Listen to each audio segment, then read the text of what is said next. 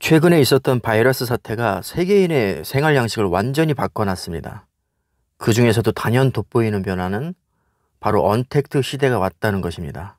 언택트는 영어 사전에도 나오지 않는 단어입니다. 접촉이라는 뜻의 컨택트에 반대말을 만드는 언이 앞에 붙어서 접촉하지 않는다는 뜻으로 신조어가 탄생한 것이죠. 언택트 시대가 오면 누가 가장 큰 이득을 볼까요? 바로 삼성전자입니다. 왜냐하면 언택트는 곧 온라인을 의미하고요. 온라인은 곧 반도체를 의미하기 때문입니다. 반도체 없이는 온라인도 존재할 수가 없습니다. 온라인 수업, 재택근무, 화상회의 전부 다 서버를 필요로 합니다. 서버에는 서버용 D램과 낸드 플래시가 반드시 필요합니다.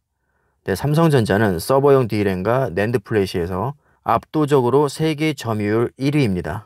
언택트 시장이 커질수록 삼성전자의 이익이 증가하고 주가가 오르게 되어 있습니다. 조사 결과에 따르면 응답자의 88.3%가 원격 의료에 찬성을 했고 81.6%가 원격 근무 확대에 찬성을 했습니다. 언택트 시장은 바이러스 사태 이전보다 1.6배 증가할 것이라는 예측이 이미 나와 있습니다. 불과 며칠 전 뉴스를 보면 재택근무로 인해서 SSD 수출이 작년보다 약 2.5배 늘었다는 것을 알 수 있습니다. 가장 큰 이유는 서버 수요가 늘었기 때문입니다. 사실 예전에는 하드디스크가 서버용 저장 장치로 많이 쓰였거든요.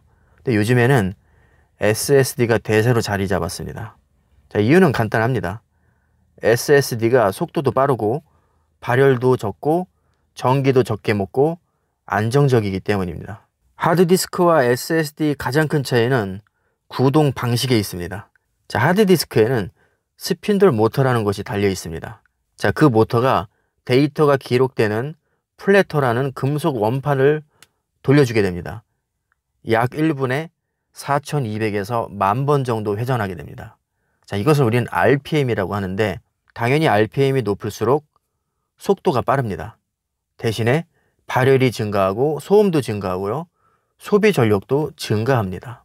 일반적인 데스크탑용 하드디스크가 거의 7200rpm입니다. 저도 7200rpm짜리 정말 많이 사용했었는데요. SSD와 비교하면 당연히 너무나도 느립니다. 진짜 지금은 쓸 수가 없습니다.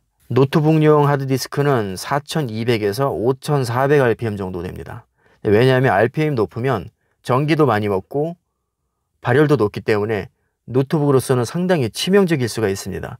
왜냐하면 배터리 성능이 중요하거든요.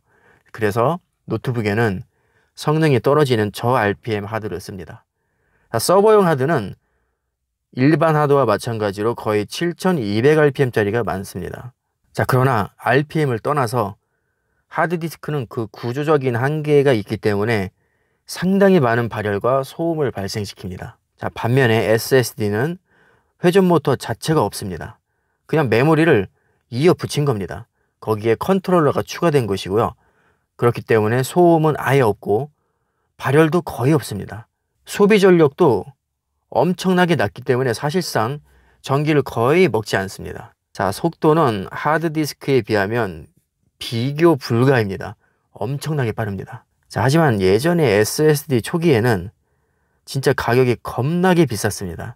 그리고 읽기나 쓰기 작업이 많이 하게 되면 오류가 발생했고요.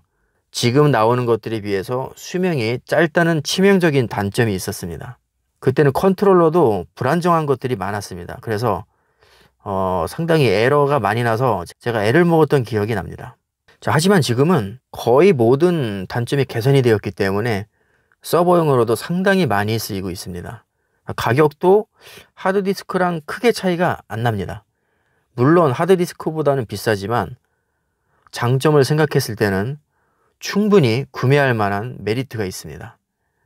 하드디스크에 비해서 전기도 적게 먹고 발열도 거의 없기 때문에 중요한 것은 냉각 비용과 전기 요금을 절약할 수 있습니다. 장기적으로 보면 유지 비용에도 큰 이득을 볼 수 있기 때문에 이제 사실상 SSD로 세대 교체가 이루어지고 있다고 봐도 무방할 것 같습니다. 근데 여러분들 그거 아세요? SSD에도 D램이 들어갑니다. 데이터 처리를 하다 보면 버퍼링이 발생할 수밖에 없습니다. SSD가 아무리 빨라도 램에 비해서는 엄청나게 느립니다. 자, 그런데 램과 SSD 사이에 속도 차이가 너무 많이 나기 때문에 SSD에서 읽어드릴 자료를 미리 버퍼 메모리에 임시로 저장하는 겁니다. 그래서 램과 SSD 사이에 발생하는 속도 차이를 미리 저장해놨던 버퍼 메모리에서 메워주는 원리입니다. 그러니까 당연히 버퍼 메모리 용량이 클수록 좋고 속도가 빠를수록 좋습니다. 중요한 건 이 버퍼 메모리로 들어가는 D램도 삼성이 세계에서 가장 잘 만듭니다. 물론 싸구려 SSD에는 D램이 없습니다. 아예 들어가지 않습니다. 원가 절감을 했기 때문이죠. 자, 하지만 정말 엔간히 구리지 않는 이상에는 웬만한 SSD에는 거의 다 들어갑니다. 참고로 하드디스크에도 D램이 들어갑니다. 20년 전 하드디스크에도 D램이 들어갔고요. 제 기억으로는 약 2MB 정도의 버퍼 메모리가 들어갔었습니다. 근데 요즘 나오는 것들은 한 256MB 정도 들어갑니다. 상당히 많은 발전이 있었죠. 자, 언택트 시대가 온다는 것은 삼성전자 주주들에게 굉장히 큰 호재입니다. D램과 낸드 플래시의 수요가 늘어나는 거거든요. 삼성에 대해서 공부를 하면 할수록 정말 밝은 미래에 제가 감탄을 하게 됩니다. 역시 반도체는 미래지향적인 산업이 확실한 것 같습니다. 사실 삼성전자가 모든 반도체에서 세계 탑 클래스인 건 아닙니다. 메모리 반도체에서만 탑 클래스이고요. 메모리 반도체에도 여러 종류가 있지만 방금 말씀드린 D램과 낸드 플래시가 가장 대표적인 메모리 반도체라고 할 수 있는데 세계에서 그 누구도 넘보지 못할 정도로 이미 초격차 수준에 와 있습니다. 그러니까 따라오기에는 너무 멀리 와 있다는 얘기죠. 자, 그렇기 때문에 메모리 반도체는 거의 적수가 없다고 생각하시면 되고요. 문제는 비메모리 반도체입니다. 요즘 얘기가 많이 나오고 있는 게 시스템 반도체, 모바일 AP, MPU, 이미징 센서. 자, 이런 것들은 데이터를 단순 저장만 하는 게 아니라 정보를 처리하고 연산을 합니다. 판단력도 있습니다. AI 칩이 내장된 것도 있기 때문이죠. 자, 이런 것들로 앞으로 승부를 볼 텐데 사실 아직은 갈 길이 굉장히 멉니다. 천문학적인 돈을 쏟아붓는다고는 하지만 사실은 이미 자리를 잡고 있는 세계 유수의 업체들이 많이 있기 때문에 저는 결코 쉽지 않을 거라고 봅니다. 자, 하지만 세상에 쉬운 게 어디 있겠습니까? 우리 인생 사는 것도 너무 힘들잖아요. 그러니까 다 똑같습니다. 기업도 힘들고 사람도 힘들고 결국에는 그 어려움을 얼마나 잘 헤쳐나가느냐, 여기에 저는 성패가 갈려 있다고 봅니다. 자, 그리고 파운드리를 빼놓을 수가 없습니다. 파운드리는 반도체 제작을 한 업체로부터 수주를 해서 그것을 생산을 하는 것을 얘기하는데 파운드리 분야 역시 현재 삼성전자가 세계 2위를 하고 있지만 삼성의 목표는 1위거든요.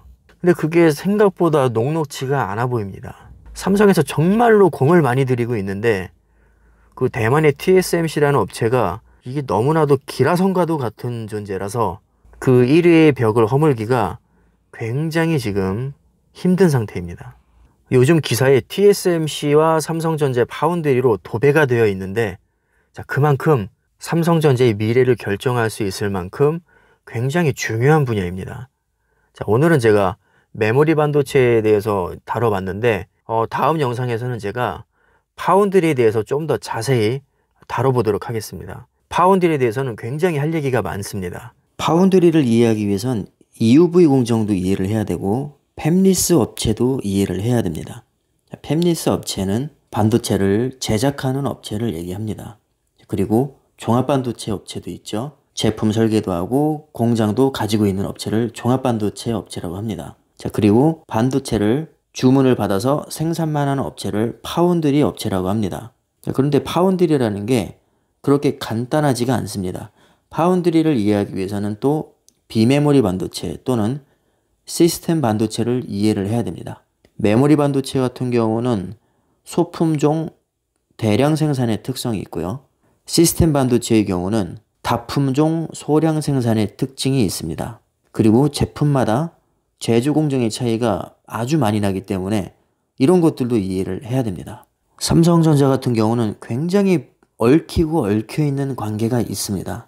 자, 예를 들어서 삼성전자는 종합반도체 업체이기 때문에 제품 설계와 생산을 동시에 하죠. 그런데 제품을 설계만 하는 입장에서는 삼성전자가 라이벌이 됩니다.